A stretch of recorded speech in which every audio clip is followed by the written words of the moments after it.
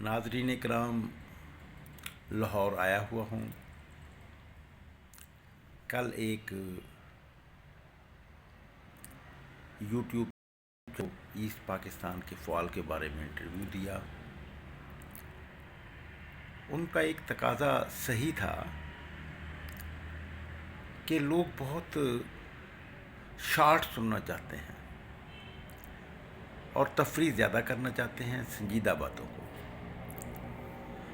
लेकिन कुछ मामलात ऐसे होते हैं और हमारी ख्वाहिश ये होती है कि तारीख़ के उन औराक को खोल खोल कर बयान करें ताकि हमारी इस नस्ल को, जिन्हें के ईस्ट पाकिस्तान के बांग्लादेश बनाने की कहानी का मालूम नहीं है, उनके बारे में मुकम्मल तफसीलात तो हों। फिर एक तो ये इंटरनेट की ऐजाद ने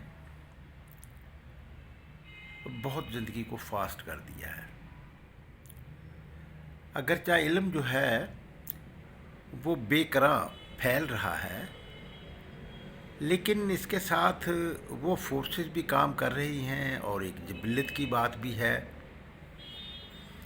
कि तफरीह की डिमांड ज़्यादा है, जबकि भूख की डिमांड, जहन की डिमांड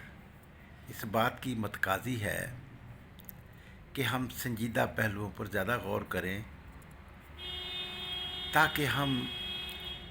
इस सिस्टम को, जो सिस्टम के आवाम के लिए बड़े मसाइल हल करने में नाकाम हो रहा है, तरक्की के रास्ते में रुकावट बन चुका है, उसके बारे में एक बात करें। तो नाज़रीन इकराम, मैंने बताया कि मेरे लिए ये बात, कल मैंने बात की कि ईस्ट पाकिस्तान को अलहदा करना अमेरिका की आलमी ज़िम्मेदारी थी, उसको सोशलिज़म से बचाना। वियतनाम में अमेरिका को शिकस्त हो रही थी। अब वो ये समझ रहे थे कि जो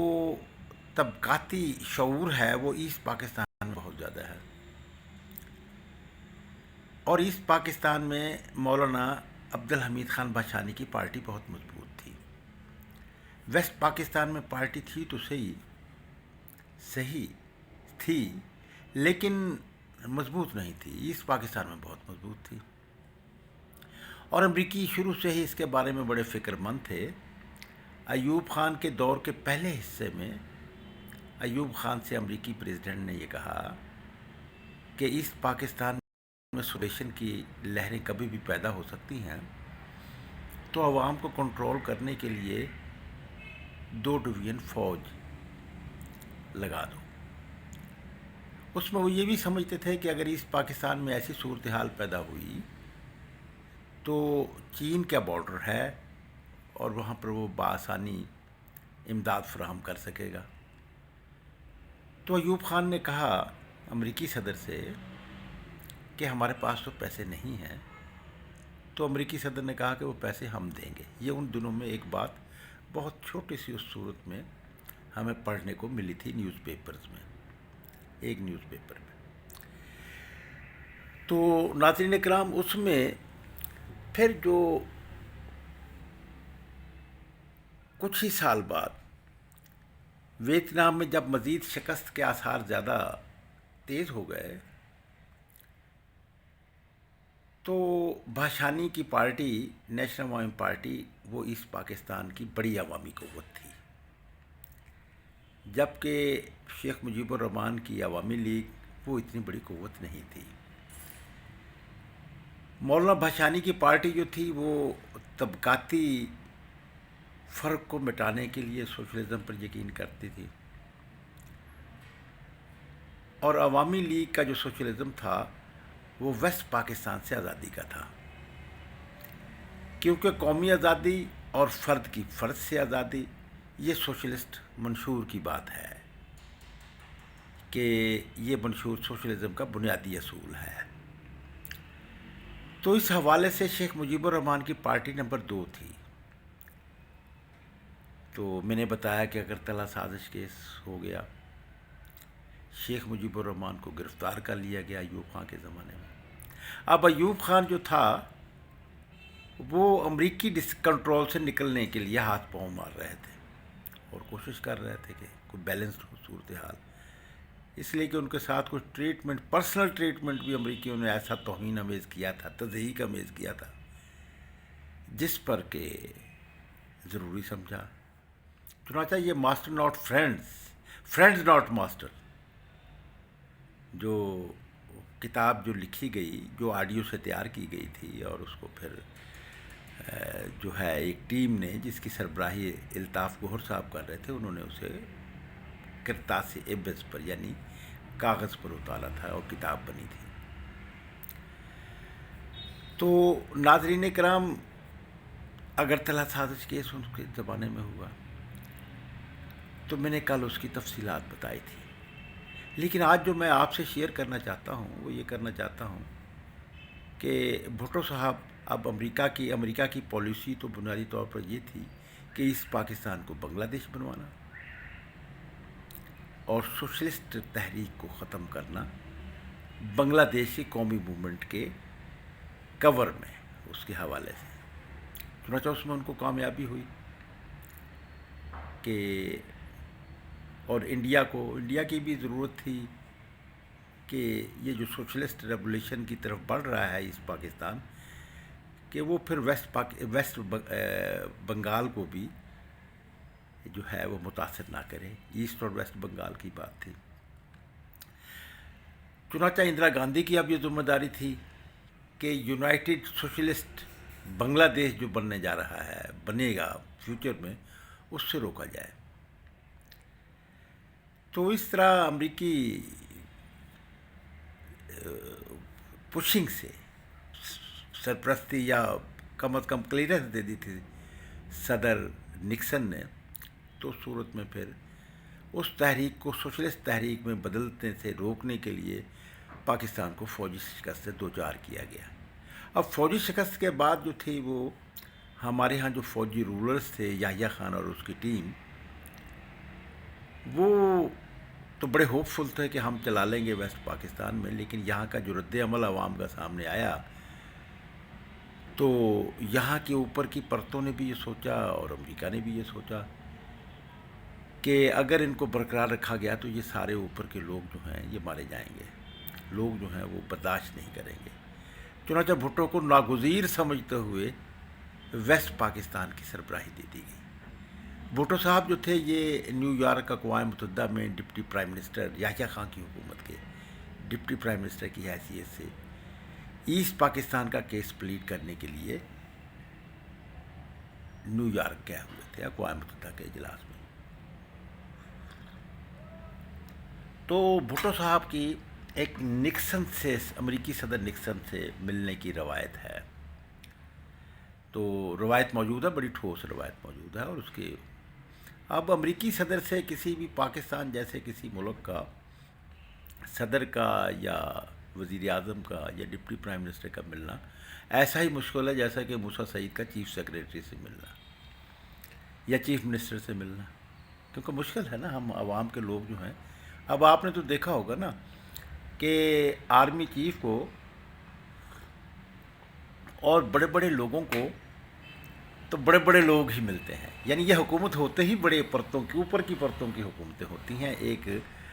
ملٹی کلاس نظام میں جہاں پہ کہ مخلوط طبقات ہوں، تو اس میں اوپر کے طبقہ انجوائے بھی کرتا ہے، کنٹرول بھی کرتا ہے، تو ان سے ملتے بھی ہیں۔ آپ نے کبھی دیکھا کہ سابق آرمی چیف نے، یا اب تک کے جو آرمی چیفز آئے ہیں، کہ انہوں نے کوئی محنت کشوں کے نمائندوں سے بھی ملاقات کی ہو، کسانوں سے بھی ملاقات کی ہو، جاگیرداروں سے تو ملتے ہیں، اور صنعت کاروں سے بھی ملتے ہیں، امیروں سے بھی ملتے ہیں، لیکن غریب آدمی تو،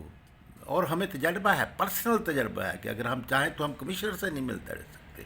ڈپٹی کمشنر سے نہیں مل سکتے، اتنا ایک طبقاتی وہ ہے۔ تو اب ذوالفقار علی بھٹو کو نکسن نے بلوایا،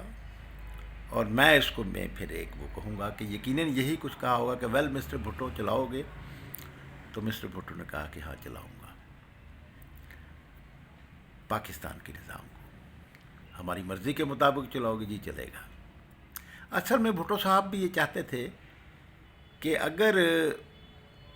میں یہ نہیں کہوں گا کہ مجھے تو آپ پاور میں چاہیں، میں پاور میں جا کر پھر محنت کشوں کے لیے، مزدوروں کے لیے، کسانوں کے لیے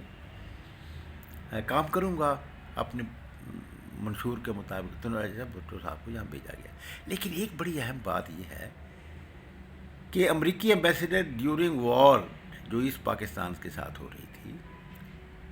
تو وہ امریکہ واپس چلا گیا تھا، وہ پھر 2 سال تک نہیں آیا۔ میرا ڈاکٹر مبشر حسن صاحب سے بہت قریبی تعلق رہا، سینکڑوں میری ملاقاتیں ہیں ان سے، تو اور مجھے یہ اس بات کا شرف حاصل ہے کہ میں بغیر ٹیلی فون کیے بھی ان کے پاس پہنچ گیا، تو انہوں نے مجھے اکاموڈیٹ کیا، یہاں تک کہ ایک دفعہ ضیاء الدین بٹ جو کہ آرمی چیف مقرر کیے تھے وزیر اعظم نواز شریف نے،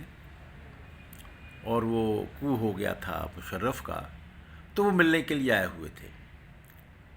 تو میں ملنے کے لیے چلا گیا اچانک، تو انہوں نے مجھے ساتھ بٹھا لیا اور وہ گفتگو میں ہم شریک رہے۔ اسی طرح ایک اور ظفر نام کے ڈاکٹر ظفر جو تھے، تو یہ میں یادداشت کے حوالے سے بات کر رہا ہوں کہ وہ ملنے آئے ہوئے تھے، تو میں چلا گیا، تو ڈاکٹر صاحب نے مجھے کہا آؤ آؤ یار بیٹھو، باہر نکل آئے تھے اور مجھے کمرے میں لے گئے اور کہا کہ یہ امریکہ سے آئے ہیں ڈاکٹر اور پاکستان میں وزیر اعظم بننے کے لیے بھیجا گیا ہے، تو یہاں پر وہ لابیز سے مل رہے تھے۔ تو پھر 20-25 دن کے بعد ہم نے دیکھا کہ ایک کارٹون جو تھا وہ جنگ اخبار میں لگا تھا فرسٹ پیج پر کہ بغیر ملے واپس،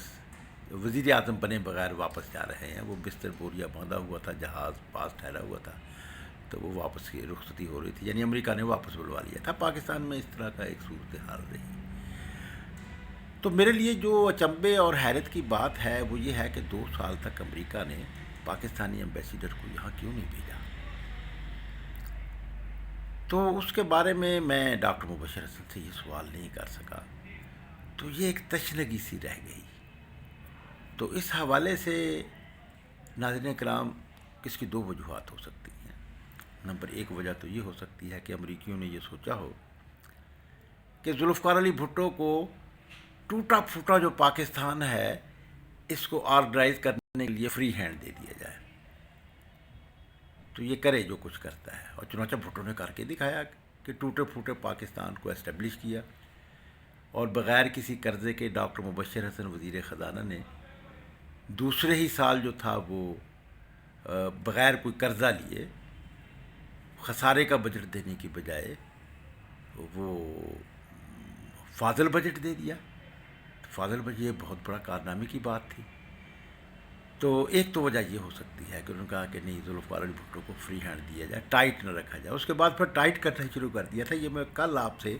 اس بارے میں بات ضرور کروں گا۔ ٹھیک ہے جی، میں آپ سے اجازت چاہتا ہوں، دوست آ گئے ہیں، خدا حافظ جی۔